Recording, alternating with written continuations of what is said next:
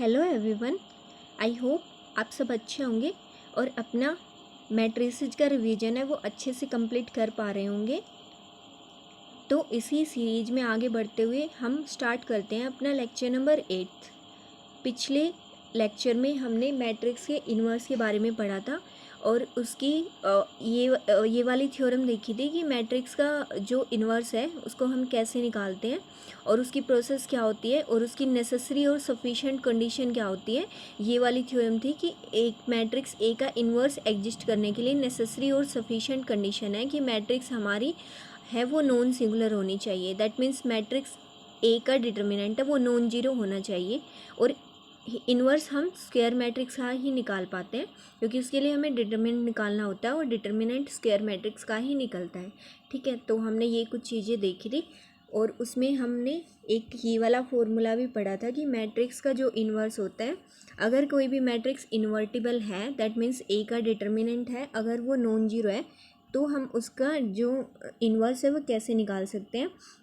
Inverse के लिए definition तो ये वाली थी कि मैट्रिक्स ए का इन्वर्स, ए कोई भी स्क्वायर मैट्रिक्स है अगर वो नॉन सिंगुलर है तो उसका इन्वर्स एग्जिस्ट करता है।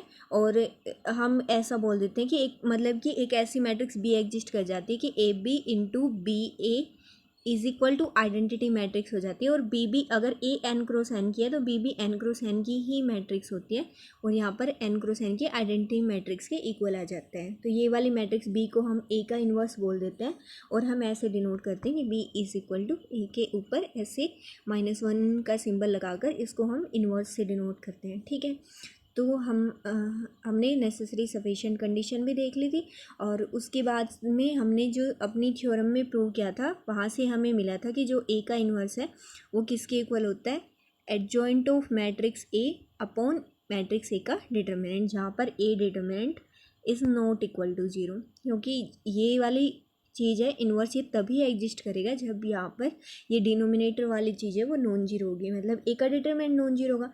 ए का डिटरमिनेंट नॉन जीरो होने का मतलब क्या है कि मैट्रिक्स क्या है, नॉन सिंगुलर है, क्योंकि जब डिटरमिनेंट जीरो होता है तो हम मैट्रिक्स ए को सिंगुलर बोलते हैं। ठीक है, तो आगे हमने उसके बाद हमने ये वाली थ्योरम पढ़ी थी कि जो हमारे पास कोई भी दो मैट्रिक्स हैं ए और बी सेम ऑर्डर के हैं और दोनों इन्वर्टिबल है। इन्वर्टिबल है इसका मतलब कि वो नॉन सिंगुलर है, यानी कि दोनों का इन्वर्स एग्जिस्ट करता है। दोनों का अगर इन्वर्स एग्जिस्ट करता है तो इसका मतलब ए का भी डिटरमिनेंट नॉन जीरो है और बी का भी डिटरमिनेंट नॉन जीरो है। तो हमने ये वाली थ्योरम पढ़ी थी जिसको हमने शोक्शु प्रॉपर्टी भी बोला था कि ए इंटू बी का जो इन्वर्स है वो इक्वल टू होता है B inverse into A inverse, मतलब रिवर्स ऑर्डर में ओपन हो जाता है अगर हम प्रोडक्ट के ऊपर इन्वर्स अप्लाई करते हैं तो। अब इसी थ्योरम को हम जर्नलाइज कर सकते हैं कोई भी n नंबर ऑफ मैट्रिसेस के लिए।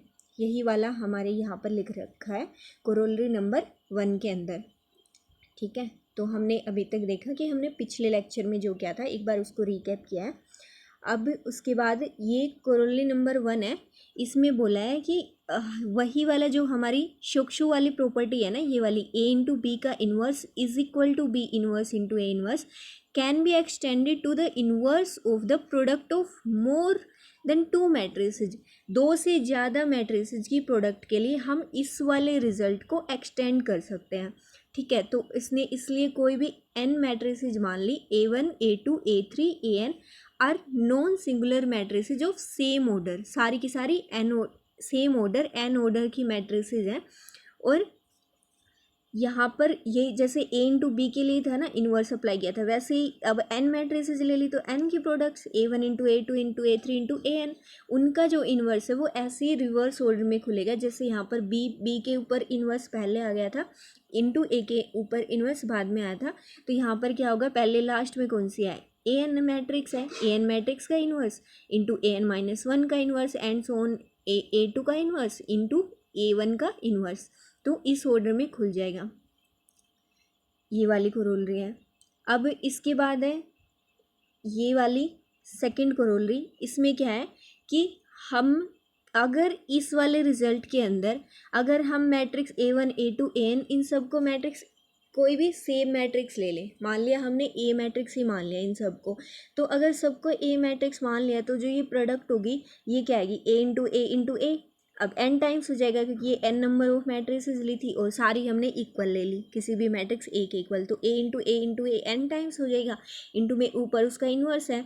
तो अगर इसको भी हम रिवर्स ऑर्डर में खोलेंगे तो यही तो आएगा, लास्ट में सबसे लास्ट में क्या है, ए का इन्वर्स इंटू ए का इन्वर्स इंटू ए का इन्वर्स एंड सोन। यहाँ पे ए का इन्वर्स कितने टाइम्स, n टर्म्स हैं तो n टाइम्स आ जाएगा।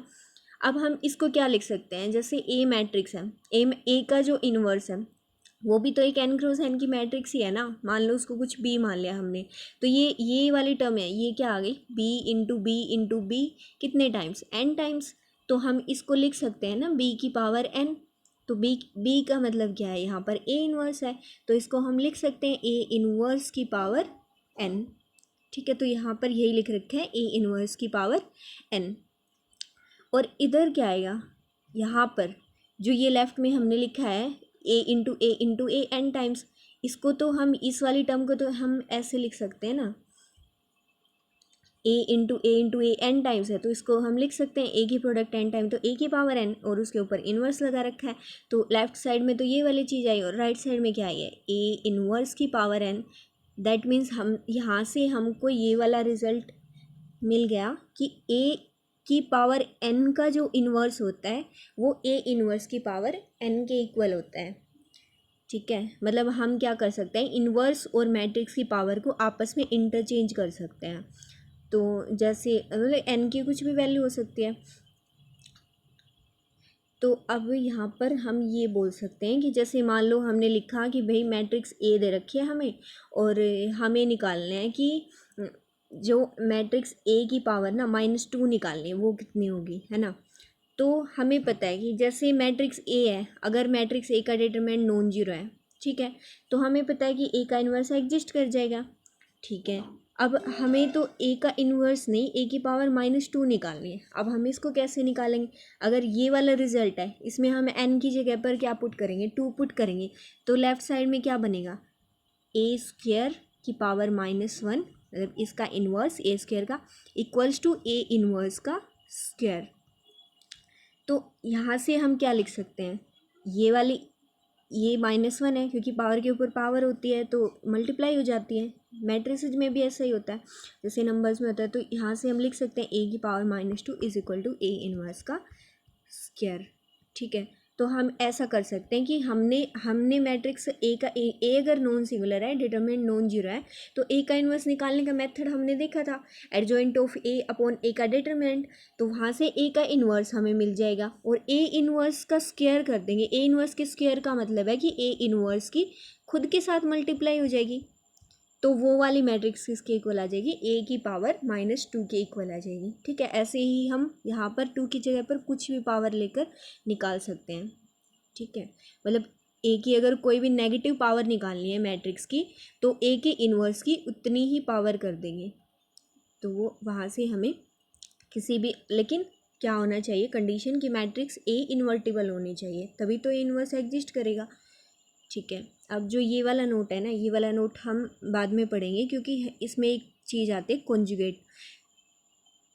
कॉन्जुगेट तो हमने पढ़ लिया था, ट्रांसपोज कॉन्जुगेट आता है, तो ट्रांसपोज्ड कॉन्जुगेट है ना, वो हमने नहीं पढ़ा है। हमने ट्रांसपोज पढ़ा था, कॉन्जुगेट पढ़ा था, और ट्रांसपोज्ड कॉन्जुगेट है वो वाली टर्म हमने नहीं पढ़ी है, तो जब हम उसको पढ़ लेंगे तो ये वाले रिजल्ट को हम तब देखेंगे।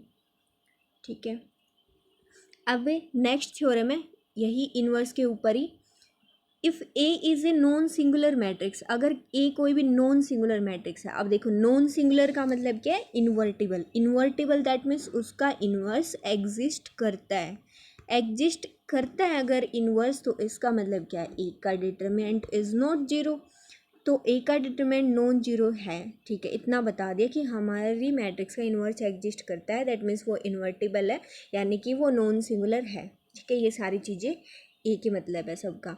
तो अब ये बोला है कि प्रूव हमें क्या करना है, ये चीज़ें तो हमें गिवन है, अब हमें प्रूव करना है कि determinant of A inverse equal to A के डिटर्मिनेंट के इन्वर्स के इक्वल होता है। मतलब कि अगर इस चीज़ को हम मतलब डिटर्मिनेंट का सिंबल लगाकर अगर लिखें तो ये वाली चीज़ ये बोलते हैं कि ए इन्वर्स का determinant of A inverse is equal to A determinant की पावर -1, मतलब कि ए डिटर्मिनेंट का रेसिप्रोकल, ये वाली चीज़ प्रूव करनी है हमें, ये वाली चीज़, ठीक है। -1 पावर है ये वाली चीज़ निकालनी है। तो स्टार्ट करते हैं अपना प्रूफ। तो यहाँ पर क्या लिख रखा है, क्योंकि मैट्रिक्स ए हमारी क्या है, नॉन सिंगुलर है, मतलब ए का डिटरमिनेंट नॉन जीरो, तो ए का इन्वर्स एग्जिस्ट करेगा। अब जब ए का इन्वर्स एग्जिस्ट करेगा तो हमारे पास क्या रिजल्ट होगा, A into A inverse is equal to identity होता है, ठीक है। अब क्योंकि हमें देखो, हमें अपने रिजल्ट में डिटर्मिनेंट की बात करनी है, डिटर्मिनेंट की अगर बात करनी है तो इसका मतलब हमें डिटर्मिनेंट तो यूज करना ही पड़ेगा ना कहीं। तो यही वाली जो इक्वेशन मिली है, इसी के ऊपर क्या कर दिया, डिटर्मिनेंट अप्लाई कर दिया दोनों साइड। तो यहाँ पर क्या हो जाएगा, ए इंटू ए इनवर्स का determinant is equal to identity का डिटर्मिनेंट। अब देखो, अगर हमने ये वाला रिजल्ट पढ़ा था ना कि ए और बी दोनों सेम ऑर्डर की मैट्रिक्स हैं, स्क्वायर मैट्रिक्स हैं, तो ए इंटू बी का डिटर्मिनेंट किसके इक्वल आ जाता है, A determinant into B determinant के इक्वल आ जाता है। तो यही बात हो गई ना यहाँ पर भी, अगर हम ये वाली मैट्रिक्स है, यहाँ पर ए इंटू ए इनवर्स दोनों स्क्वायर मैट्रिक्स हैं और दोनों सेम ऑर्डर की हैं, तो इन दोनों की प्रोडक्ट का डिटरमिनेंट किसके इक्वल हो जाएगा, दोनों के डिटरमिनेंट्स की प्रोडक्ट के इक्वल हो जाएगा। तो ए का डिटरमिनेंट इंटू ए इनवर्स का डिटरमिनेंट, और इधर राइट साइड में आइडेंटिटी का डिटरमिनेंट कितना हो जाएगा, 1 हो जाएगा। तो यहाँ से हम अब क्या है, अब हमें ये पता है कि ए का डिटरमिनेंट है वो नॉन जीरो है, ये वाली चीज़ नॉन जीरो है। तो हम क्या कर सकते हैं, इससे डिवाइड कर सकते हैं दोनों साइड। अब जब डिवाइड कर दिया तो यहाँ पर बच गया ए डिटरमिनेंट की पावर -1, और यहाँ पर आ गया 1/a डिटरमिनेंट। तो यहाँ से क्या हो गया, ए इनवर्स का डिटरमिनेंट इज इक्वल टू, अब ये देखो डिटरमिनेंट है वो कोई ना कोई नंबर है, कोई भी स्केलर है, तो हम जैसे 1/2 हो, 1/2 को हम ऐसे लिख सकते हैं 2 की पावर -1। तो ऐसे ही ये डिटरमिनेंट कोई भी नंबर है तो इसको 1/a डिटरमिनेंट को हम लिख सकते हैं ए डिटरमिनेंट की पावर -1। और तो यही तो रिज़ल्ट हमें प्रूव करना था कि ए के इन्वर्स का डिटरमिनेंट इक्वल टू होता है ए डिटरमिनेंट के इन्वर्स के। तो यही लिख रखा है कि determinant of A inverse is equal to inverse of A determinant, ठीक है, हैंस प्रूव। तो ये वाली थ्योरम हमारी प्रूव हो गई। इसके बाद है नेक्स्ट वाली थ्योरम 2.12, इसमें लिख रखा है prove that adjoint of A non singular matrix is non singular. कि देखो, एक मैट्रिक्स ए है वो नॉन सिंगुलर है, दैट मीन्स उसका डिटरमिनेंट नॉन जीरो है। अब इसने ये बोला कि इसका जो एडजॉइंट होगा ना, ये एडजॉइंट ऑफ ए वो भी नॉन सिंगुलर होगा। देखो, एडजॉइंट ऑफ ए भी एक मैट्रिक्स आती है, ए जितने ऑर्डर के उतने ऑर्डर की एडजॉइंट ऑफ ए मैट्रिक्स होती है, तो वो नॉन सिंगुलर होगा। ये नॉन सिंगुलर है तो इसका मतलब इसका डिटरमिनेंट नॉन जीरो होगा, दैट मीन्स इसका भी इन्वर्स एग्जिस्ट कर जाएगा अगर ए का इन्वर्स एग्जिस्ट करता है तो, ठीक है। ये वाली चीज़ प्रूव करनी है। अब सिंपल सा प्रूफ है, अगर ए कोई भी ए मैट्रिक्स है नॉन सिंगुलर है, मतलब डिटरमिनेंट नॉन जीरो है, तो हमारे पास ये वाला रिजल्ट था कि A into adjoint of A equal to होता है, ये वाला रिजल्ट था A into adjoint of A, और ये इसके भी इक्वल होता है एडजॉइंट ऑफ ए इंटू में ए, ठीक है। ये दोनों चीज़ें इक्वल टू होती हैं ए डिटरमिनेंट इंटू आइडेंटिटी ए, ठीक है। तो इसने सिर्फ फर्स्ट वाली कंडीशन उठा ली कि A into adjoint of A equal to होता है ए डिटरमिनेंट इंटू आइडेंटिटी के। अब क्योंकि हमें एडजॉइंट ऑफ ए के डिटरमिनेंट की बात करनी है ना, तो इसीलिए यहाँ पर डिटरमिनेंट लाने के लिए दोनों साइड क्या कर दिया, टेकिंग डिटरमिनेंट्स बोथ साइड, तो दोनों साइड डिटरमिनेंट अप्लाई कर दिया। तो यहाँ पर वही बात हो गई, ए इंटू एडजॉइंट ऑफ ए, ये भी दो मैट्रिसेज हैं, इनकी प्रोडक्ट के ऊपर डिटरमिनेंट लगा रखा है, दोनों स्क्वायर मैट्रिक्स हैं और दोनों सेम ऑर्डर के हैं, तो हम अलग अलग डिटरमिनेंट्स की, इनके डिटरमिनेंट्स की प्रोडक्ट की फॉर्म में लिख सकते हैं उसको। तो ये यहाँ पर क्या आ गया, ए डिटरमिनेंट इंटू आइडेंटिटी। अब यहाँ पे देखो राइट साइड में, तो हमारे पास डिटरमिनेंट में एक रिज़ल्ट होता था, हम पढ़ते थे 12th क्लास में, कि अगर हमारे पास कोई भी एक मैट्रिक्स है ए और के कोई भी n क्रॉस n की स्क्वायर मैट्रिक्स है और के कोई भी स्केलर है, ठीक है, उस के से अगर मैट्रिक्स ए की मल्टीप्लाई करते हैं, तो के से ए की मल्टीप्लाई करने का मतलब क्या होता है कि मैट्रिक्स ए की सारी एंट्रीज़ के अंदर के की मल्टीप्लाई हो जाती है। तो अगर हम के इंटू ए एक मैट्रिक्स बन जाती है, वो भी n क्रॉस n की होती है, अगर इसका डिटरमिनेंट हम निकालते हैं तो ये किसके इक्वल होता है, ए का n क्रॉस n ऑर्डर किया है तो ये हो जाता है k की पावर n इंटू ए का डिटर्मिनेंट, इसके इक्वल हो जाता है। रीज़न क्या है ऐसा होने का, यही तो है कि हमने क्या हो गया, एक ए की सारी रोज़ के अंदर मल्टीप्लाई हुई है, या फिर ये बोल दो सारे कॉलम्स के अंदर मल्टीप्लाई हुई है। तो ये अगर हम हर एक रो से के को कॉमन निकाल लेंगे, क्योंकि डिटरमिनेंट में ऐसी प्रॉपर्टी होती है कि हम अगर किसी भी सेम स्केलर से रो के सारे एलिमेंट्स भी मल्टीप्लाई कर रखे तो हम उसको कॉमन निकाल सकते हैं पूरी रो से। ऐसे ही n रो हैं के अंदर, तो सारी रोज से कॉमन निकालेंगे तो इंटू के कितने टाइम्स आ जाएगा, k टाइम्स आ जाएगा, इंटू में a का डिटरमिनेंट हो जाएगा, तो इसलिए बाहर k की पावर n आ जाती है। ठीक है, हमें इसको रट्टा नहीं मारना है, यही वाली चीज़ें हमें याद करना है। ठीक है, तो हम यहाँ से इसको डायरेक्टली याद रख सकते हैं। तो अब ये वाला रिज़ल्ट हमें यूज़ करना है यहाँ पर। देखो जैसे हमने यहाँ पे ये लिखा था ना, ये तो लिख दिया था हमने, अलग अलग प्रोडक्ट करके आ गया ए का determinant into adjoint of A का डिटरमिनेंट। अब ये वाली चीज़ है, देखो यहाँ पर हमें पता है कि ए डिटरमिनेंट क्या आता है, कोई ना कोई स्केलर आता है, तो ए डिटरमिनेंट उस के का काम करेगा यहाँ पर। अब ए डिटरमिनेंट के का काम करेगा तो हमें राइट साइड में जब हम डिटरमिनेंट अप्लाई करेंगे, यहाँ पर डिटरमिनेंट अप्लाई करेंगे तो ये जो स्केलर होगा और ये वो मैट्रिक्स ए यहाँ पर क्या है, आइडेंटिटी मैट्रिक्स है, तो हम ऐसा लिखेंगे ना, और कितने ऑर्डर किया, n क्रॉस n ऑर्डर किया, तो ये बनेगा उस स्केलर की पावर n हो जाता है। स्केलर का मतलब ए के डिटरमिनेंट की पावर n इंटू में आइडेंटिटी का डिटरमिनेंट। अब यहाँ पर ए के डिटरमिनेंट की पावर n इंटू आइडेंटिटी का डिटरमिनेंट क्या होता है, आइडेंटिटी का डिटरमिनेंट तो 1 होता है, इसलिए यहाँ पर ये लिख रखा है ए डिटरमिनेंट की पावर n। ठीक है, आई होप ये क्लियर होगा आपको। अब इसके बाद है, क्योंकि हमें पता है कि मैट्रिक्स ए है ना वो नॉन सिंगुलर है, तो ए का डिटरमिनेंट नॉन जीरो है, नॉन जीरो है तो हम ए के डिटरमिनेंट से डिवाइड कर सकते हैं दोनों साइड। क्यों, क्योंकि हमें तो एडजॉइंट ऑफ ए का डिटरमिनेंट निकालना है मेन काम, तो इसलिए दोनों साइड डिवाइड कर दिया। तो यहाँ पर क्या बच गया, एडजॉइंट ऑफ ए का determinant is equal to A determinant की n पावर है और इसको a के डिटरमिनेंट से डिवाइड करेंगे तो ये पावर ऊपर जाकर एक कम हो जाएगी, तो इसलिए a डिटरमिनेंट की पावर n-1 हो जाएगा यहाँ पर। तो अब देखो यहाँ पर ये हमें मिल गया है, यहाँ तक हम पहुँच गए।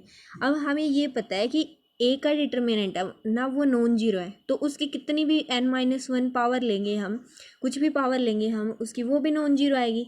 तो इसलिए एडजॉइंट ऑफ ए का डिटरमिनेंट इसके इक्वल है, तो ये भी नॉन जीरो हो जाएगा। तो एडजॉइंट ऑफ ए का डिटरमिनेंट नॉन जीरो आ गया, तो इसका मतलब एडजॉइंट ऑफ ए क्या है, नॉन सिंगुलर मैट्रिक्स है।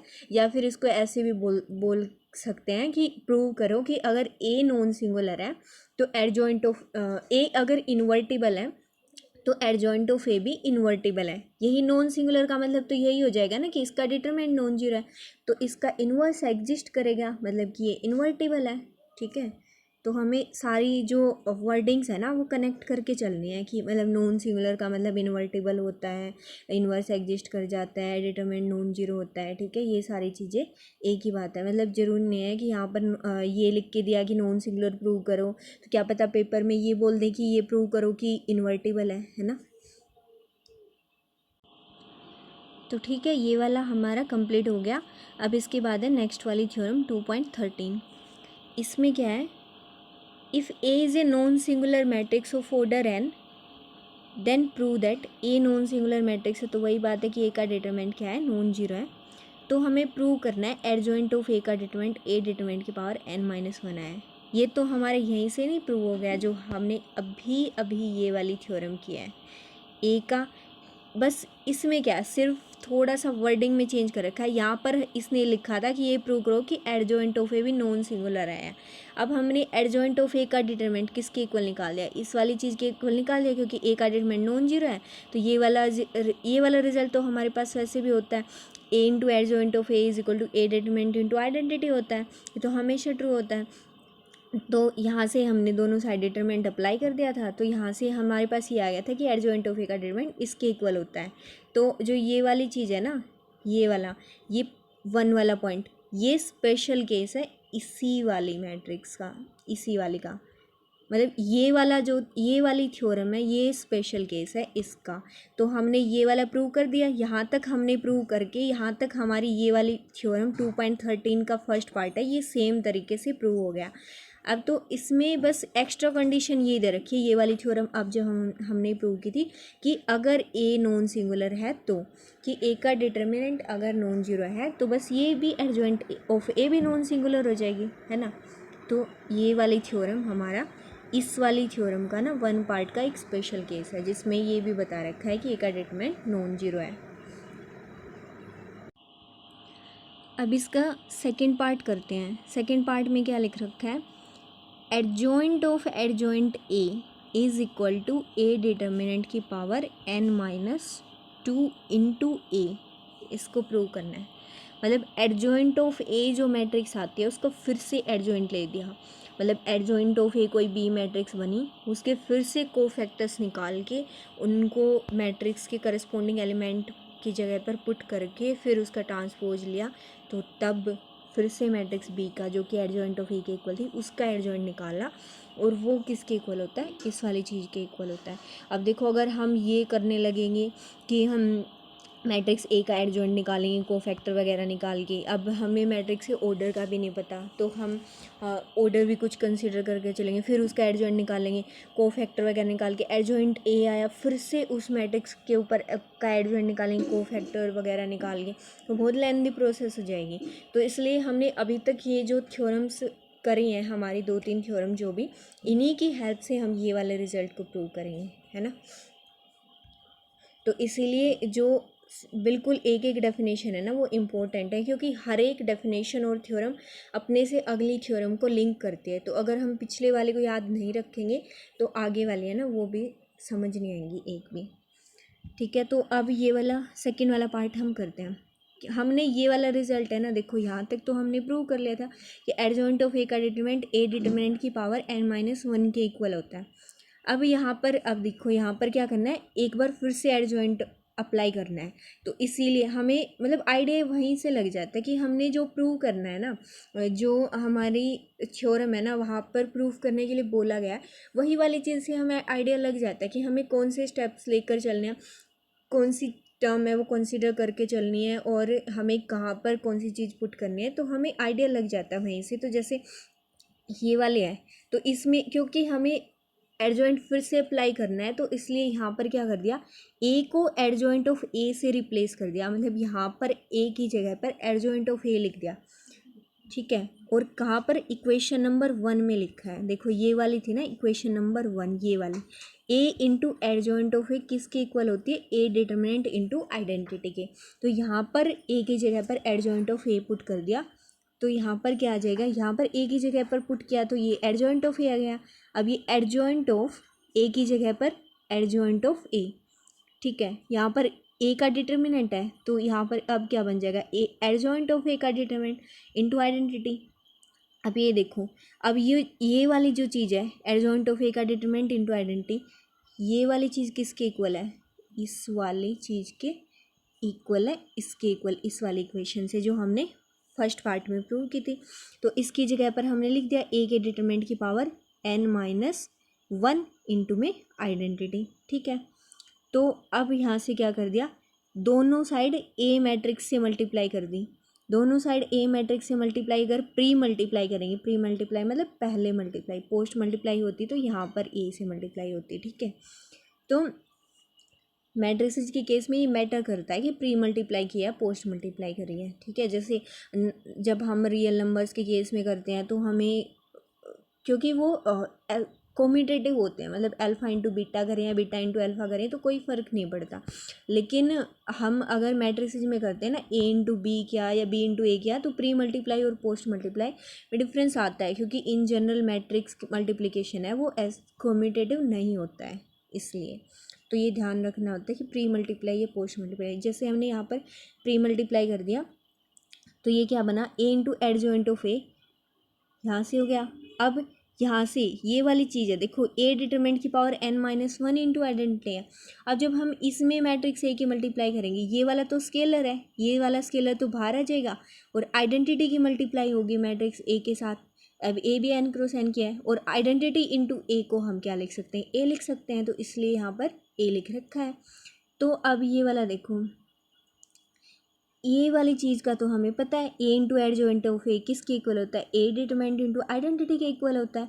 ठीक है, तो इसकी जगह पर ए डिटरमिनेंट इंटू आइडेंटिटी लिख दिया। अब ये वाली चीज़ों क्यों हो गई, adjoint of A is equal to, अब यहाँ से हमें मिल गया कि ये वाली चीज़ है। अब देखो एडजॉइंट ऑफ ए, ये भी मैट्रिक्स ही होगी एन क्रॉस एन की। ठीक है, क्योंकि एडजॉइंट वाली जो मैट्रिक्स है उसका फिर से एडजॉइंट ले रखा है, तो वो भी एन क्रॉस एन की मैट्रिक्स ही मिलेगी कोई। तो अब आइडेंटिटी एन क्रॉस एन की मैट्रिक्स है, इसकी इस वाली मैट्रिक्स को मान लो सी मान लो, इसके साथ मल्टीप्लाई होगी तो सी ही आएगा, आइडेंटिटी से मल्टीप्लाई होकर, तो यही वाली मैट्रिक्स बन गई एडजॉइंट ऑफ ए। इनटू में ए डिटरमिनेंट कोई भी स्केलर है। तो अब राइट साइड में क्या है, राइट साइड में तो यही वाला आ गया, ए डिटरमिनेंट की power n minus one into A. अब हमें पता है कि ए का डिटरमिनेंट है ना वो नॉन जीरो है, क्योंकि ए हमारी नॉन सिंगुलर मैट्रिक्स दे रखी है। अब जब नॉन सिंगुलर मैट्रिक्स दे रखी है तो हम क्या कर सकते हैं, ए के डिटरमिनेंट से डिवाइड कर सकते हैं दोनों साइड। क्यों डिवाइड किया है, क्योंकि हमें तो ये वाली चीज़ की वैल्यू चाहिए, एडजॉइंट ऑफ ए, इस वाली चीज़ की वैल्यू चाहिए, इसलिए हमने एडजॉइंट ए के डिटरमिनेंट से डिवाइड कर दिया दोनों साइड। तो जब हमने डिवाइड किया तो यहाँ से ये वाला हट जाएगा यहाँ से, तो अब यहाँ से कितना आ जाएगा, नीचे ए का डिटरमिनेंट आएगा, तो ये पावर ऊपर जाकर एक और कम हो जाएगी, तो n-2 पावर हो जाएगी ए डिटरमिनेंट की इंटू ए। अब देखो यही वाला रिजल्ट हमने प्रूव करना था, यही वाला सेकेंड पार्ट के अंदर। ठीक है, एडजॉइंट ऑफ ए किसके इक्वल होता है, ए डिटरमिनेंट की पावर n-2 इंटू ए के इक्वल होता है। ठीक है, नेक्स्ट वाली थ्योरम है, देखते हैं, छोटी सी है, ज़्यादा बड़ी नहीं है।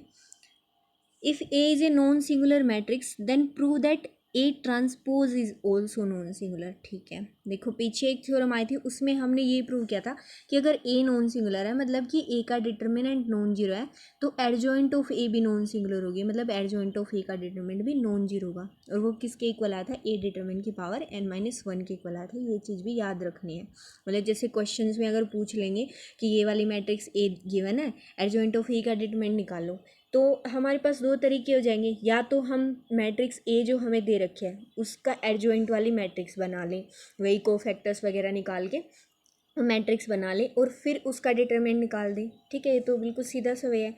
लेकिन अब हमें पता है कि जैसे 3x3 के लिए भी अगर हमें कोफैक्टर्स निकालने पड़ जाए तो हमें 9 कोफैक्टर्स निकालने पड़ेंगे, है ना। और अगर मैट्रिक्स की एंट्रीज कुछ बड़ी दे दें तो भी कैलकुलेशन में भी दिक्कत आएगी, है ना।